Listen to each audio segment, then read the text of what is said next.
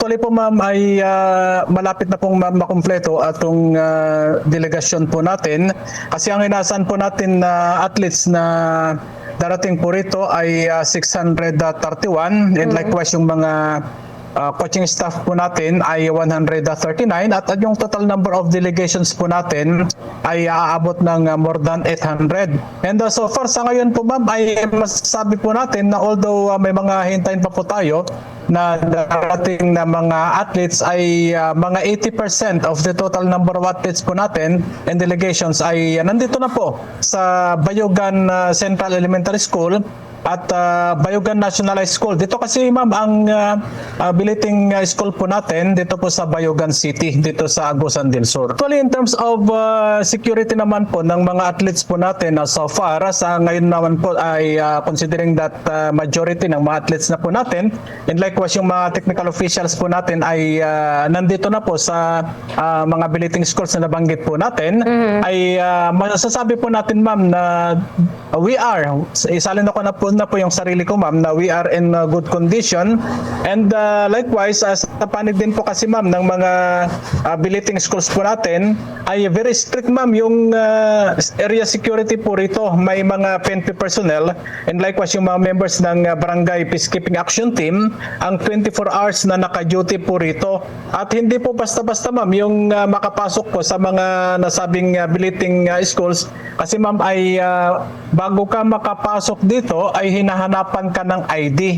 Kaya wala pong posibleng masasabi po natin na medyo malabo yung posibilidad na may mga intruder po rito.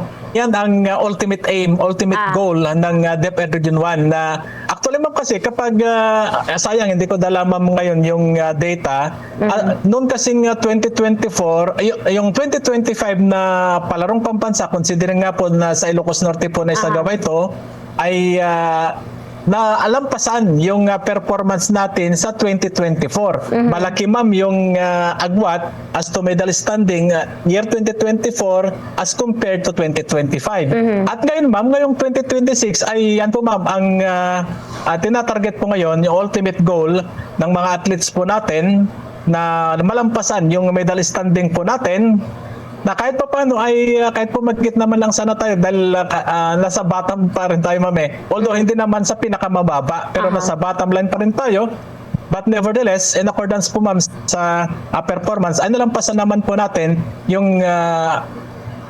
2024 na medal standing. So ngayong 2026 hopefully malampasan yung performance by 2025. Ay May 25, yung as per record na hawak po natin, ang game proper ay May 25 to May 31 or May 30. Mga ganun po ma'am. Kasi ma'am, yung mga ibang kalaro kasi ma'am ay hindi naman po sila masyadong matagal na may sasagawa. Meron lang po yung mga talagang laro na medyo nagtatagal. Pero may mga laro kasi ma'am na within 3 days, within 4 days ay matatapos na. So, but nevertheless ma'am, yung talagang schedule po ng laro ay hanggang May 30. May Pero 31, ganun po. Yes po. Sir Cesar, nabanggit po ninyo na yung mga iba maagang matatapos. Sabay-sabay pa rin po ba na uuwi yung delegation po ng Region 1 after po ng palarong pambansa? Ma'am, so far hindi natin masasagot yan ma'am kasi ma'am hindi kasi kami magkakapareho ng mode of transportation.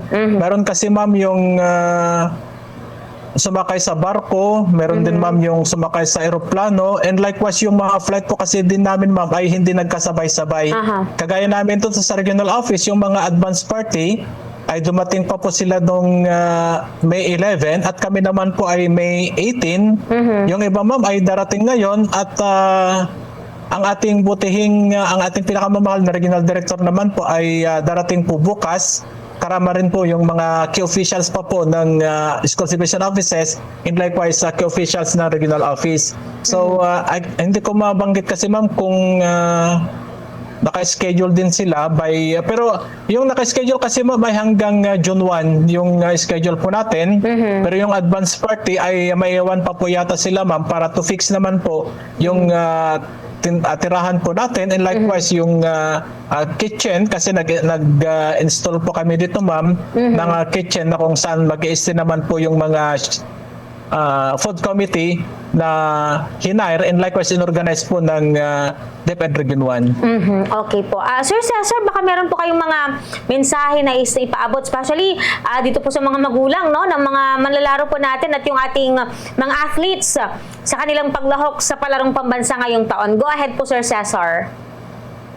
Yes, Ma'am Justin, siguro sa panig po ng mga parents po natin ay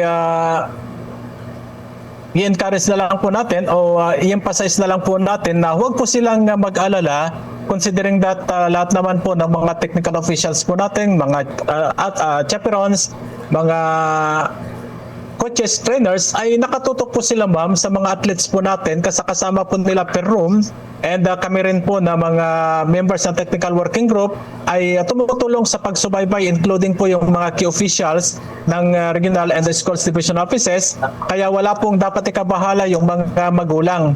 And request naman po ay sa panig naman po ng mga preparasyon ng mga atletas po natin, ay lahat ng pinupuntan po nila ay kasama din po nila yung mga coaches po nila, kaya nasusubaybayan po nila ang lahat ng galaw at pinupuntahan ng